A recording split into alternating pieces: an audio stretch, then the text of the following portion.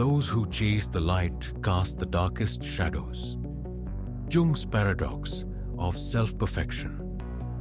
Have you ever noticed something strange about the people who seem most obsessed with being good?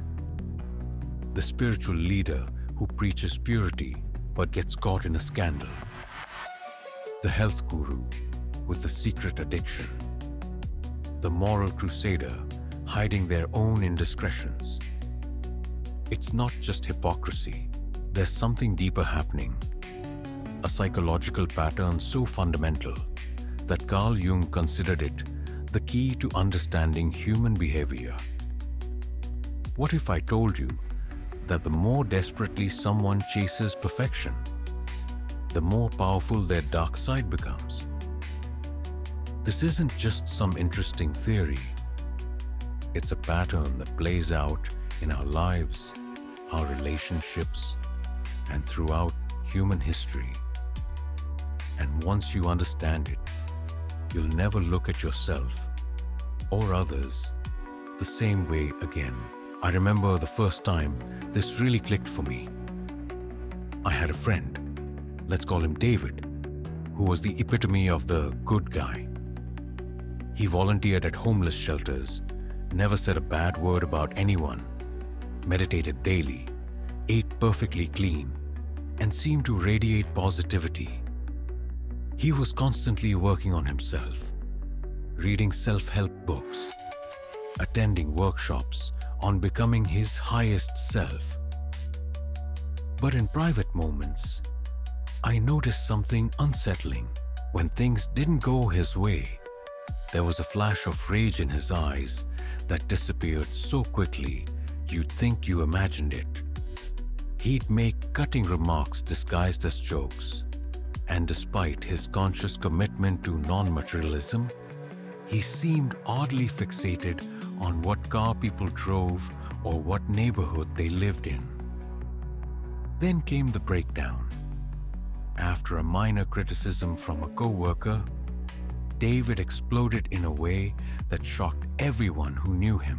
The perfect facade cracked and outpoured years of repressed anger, resentment, and judgment. Emotions completely contrary to the identity he had so carefully constructed. This is exactly what Jung was talking about. The shadow doesn't disappear when we ignore it. It grows stronger in the dark. Jung discovered that the human psyche naturally seeks balance. When we identify too strongly with any quality, like being kind, rational, spiritual, or disciplined, we unconsciously disown the opposite qualities. But those disowned parts don't disappear. They go underground, forming what Jung called the shadow, the repository of everything we don't want to admit about ourselves. The brighter the persona, the face we show the world, the darker the shadow becomes. It's not just a poetic metaphor. It's psychological physics. Think about it. The person obsessed with being seen as intelligent often harbors a deep fear of being stupid. The one fixated on being perceived as generous is often wrestling with their own inner selfishness. The loudest advocate for any virtue is often unconsciously battling the exact opposite tendency within themselves. I saw this play out dramatically with another friend who was deeply committed to spiritual development. She would talk constantly about compassion, non-judgment, and acceptance. Her social media was filled with inspirational quotes about loving everyone unconditionally. But when she thought no one was looking, she would unleash the most vicious judgments about people who didn't meet her standards. He's not evolved enough. She's still operating from ego. They're just not conscious.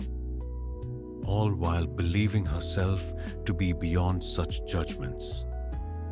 The irony was painful to witness. The more she identified with being spiritual, the more judgmental she actually became. while remaining completely blind to this contradiction. This is the core of Jung's insight. What you resist persists. What you deny controls you.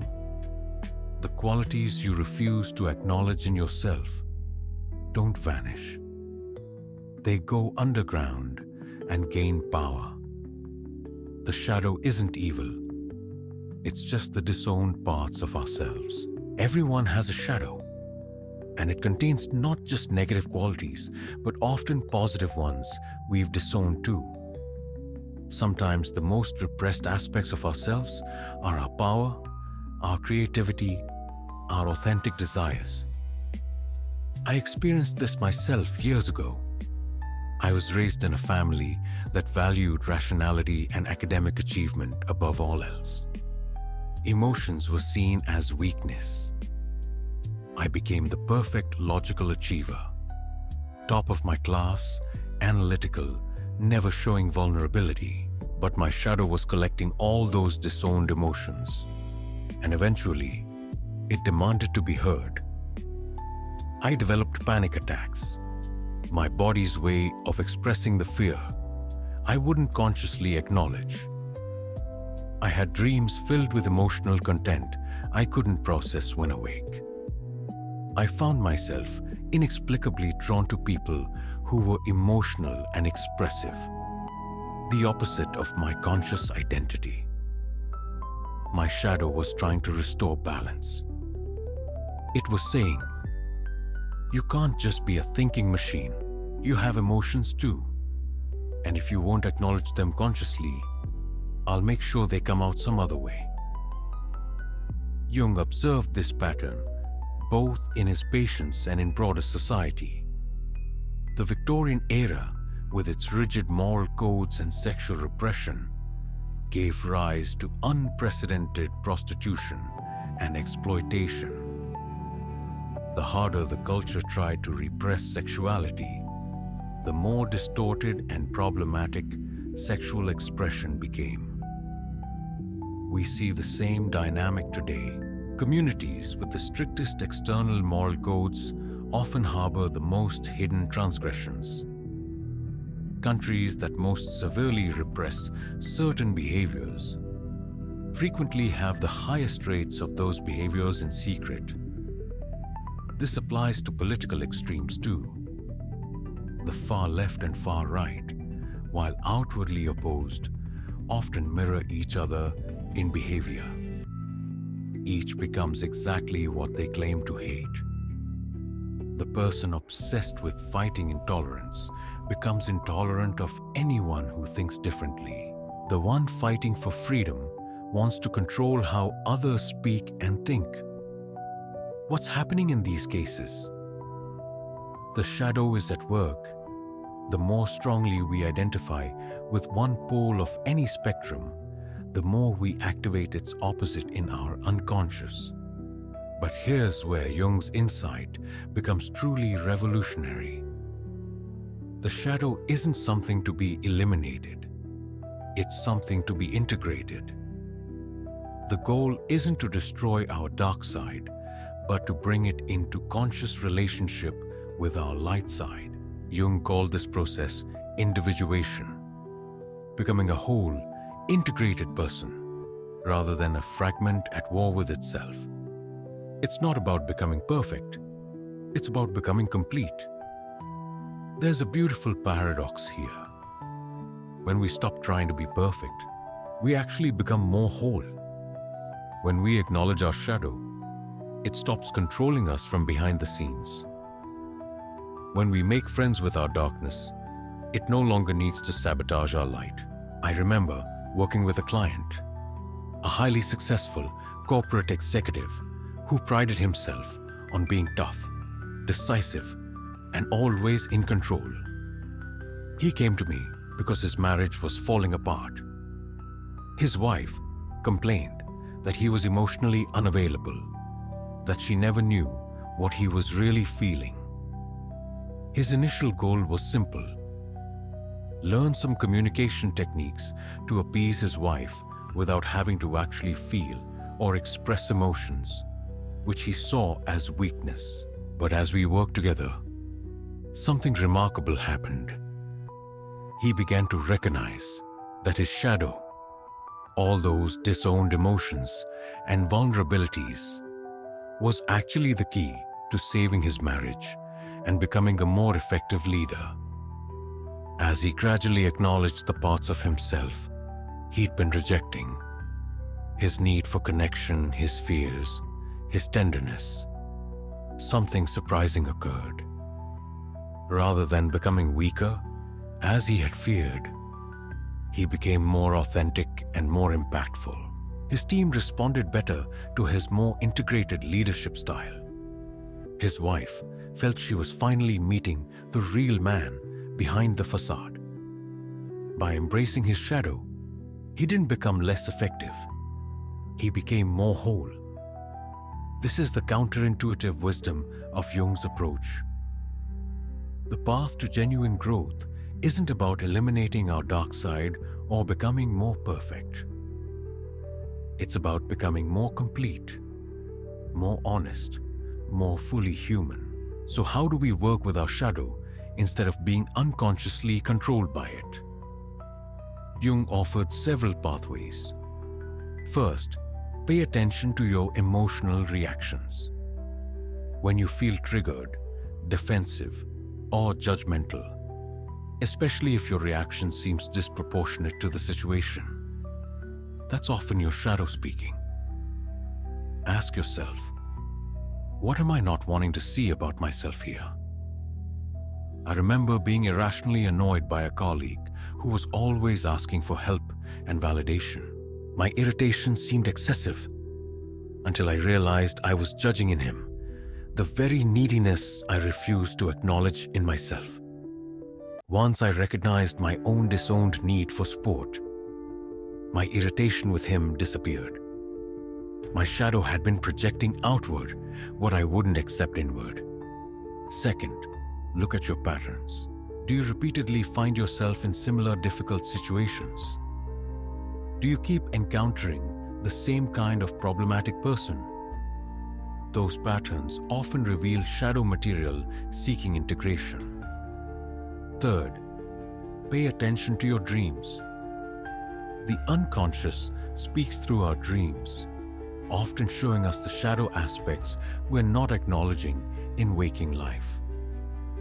The figures who appear in your dreams, especially those that disturb or frighten you, are often representing disowned parts of yourself. Fourth, notice your humor. What jokes do you make? What makes you laugh? Humor often reveals shadow content in a form that's acceptable to the conscious mind. And finally, be honest about your fantasies, not just sexual ones, but all the thoughts and scenarios you imagine. What secret revenge do you plot? What recognition do you crave? What rules do you break in your imagination? These reveal important shadow material. The goal of shadow work isn't to fix these aspects, but to acknowledge them, understand them, and ultimately integrate them into a more complete sense of self. Jung observed that people in the second half of life often naturally turn toward this integration. After spending the first half of life building a strong ego and social persona, we begin to feel the pull toward wholeness. That's often why people experience midlife crises. It's the shadow demanding attention after being ignored for decades. What happens when we refuse this call to integration? The results can be devastating.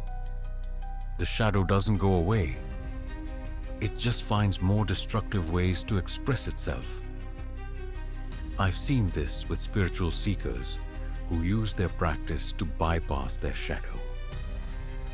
They use meditation, positive thinking, or other spiritual techniques to avoid facing their disowned parts.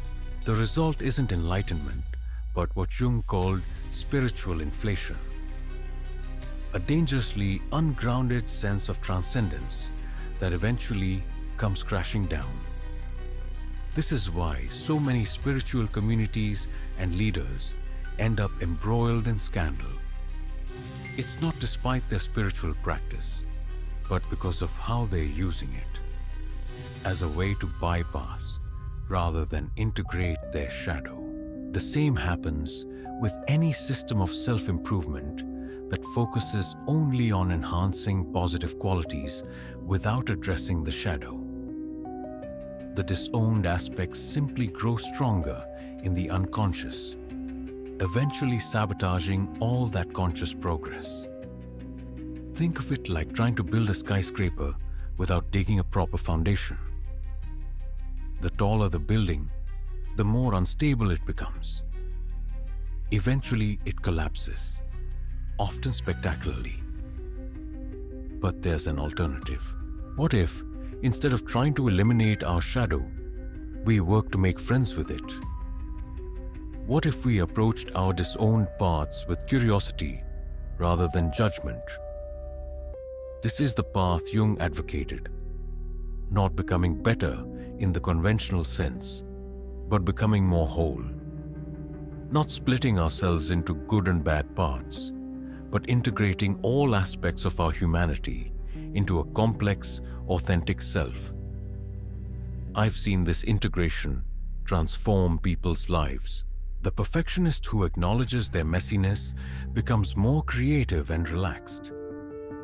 The people pleaser who accepts their anger becomes more authentic in relationships. The rational thinker who embraces their emotions becomes more intuitive and connected. There's a profound liberation in this approach. You don't have to be perfect. You don't have to disown parts of yourself. You can be fully human, with all the complexity, contradiction, and depth that entails. Jung believed that this integration isn't just personally healing. It's also the key to addressing our collective problems. A society that acknowledges its shadow is less likely to project it onto scapegoats or express it through destructive behaviors. We can see this dynamic in history. When cultures repress their collective shadow, it often erupts in violence, extremism, or moral panics. The shadow always finds expression. The only question is whether we'll relate to it consciously or be controlled by it unconsciously. I've come to believe that the greatest gift we can give each other is permission to be complete rather than perfect, to acknowledge our shadows alongside our light, to be authentic rather than ideal. Let me share something that happened recently that perfectly illustrates this shadow dynamic in everyday life. I was at a workshop on personal development, and there was this participant, let's call her Lisa, who was visibly frustrated with another group member who kept arriving late and disrupting the flow. As the weekend progressed, Lisa's frustration grew more intense. She complained privately to others about how inconsiderate and disrespectful this person was. Then, on the final day, Lisa herself overslept and arrived 20 minutes late, looking embarrassed and flustered. What was fascinating was watching how differently she treated her own lateness compared to the other person's. She had a dozen reasonable explanations for her tardiness. Her alarm didn't go off. Traffic was bad. She'd been tired from all the intensive work we'd been doing. Yet she had been unwilling to extend any of that understanding to the other participant. This is classic shadow dynamics. The very behavior that triggered her most strongly in someone else was a disowned part of herself. Her extreme reaction was a clue pointing directly to her shadow. And here's what made it even more interesting. When Lisa finally recognized this pattern later in the workshop, she started laughing. There was this moment of genuine recognition where she saw her own projection at work. Instead of continuing to fight against this aspect of herself, she was able to acknowledge it with humor and compassion. That acceptance immediately changed her relationship with the other participant. The resentment dissolved. She could see the person clearly now, without the distortion of her projection. This small example reveals something profound about how shadow dynamics operate in our everyday interactions. The qualities that trigger us most strongly in others are often the exact qualities we've disowned in ourselves.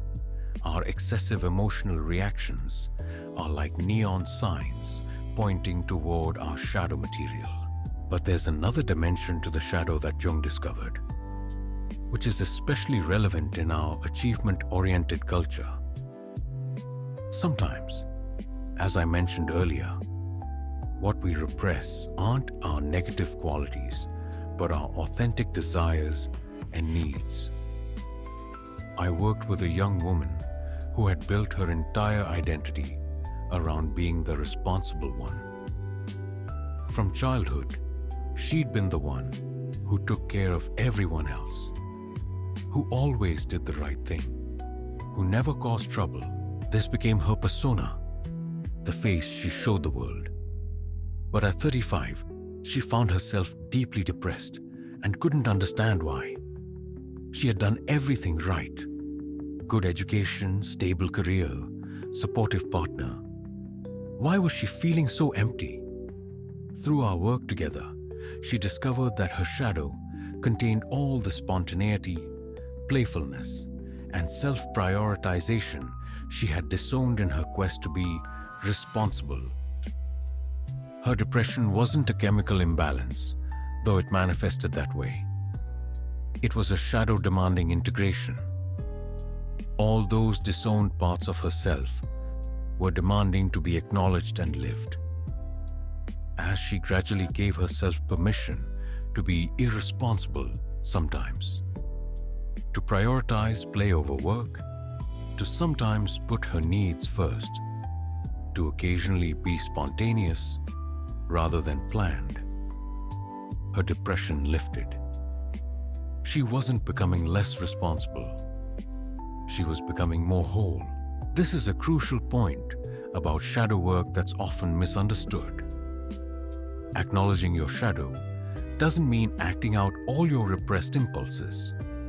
It means bringing them into conscious awareness so you have choice rather than compulsion.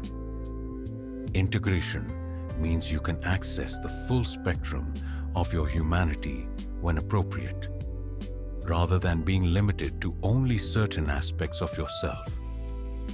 The responsible person can also access their spontaneity. The logical person can also access their intuition. The kind person can also access their boundary-setting capacity. Jung described this integrated state as the self with a capital S, the organizing center of the psyche that transcends and includes both conscious and unconscious elements. It's not about ego development, but ego transcendence, moving beyond the limited identity we've constructed to embrace our wholeness. This process is not easy. It requires courage to face the parts of ourselves we've spent a lifetime avoiding. It means admitting that we're not as one-sided as we've pretended to be. It often involves grief for the aspects of ourselves we've neglected or rejected.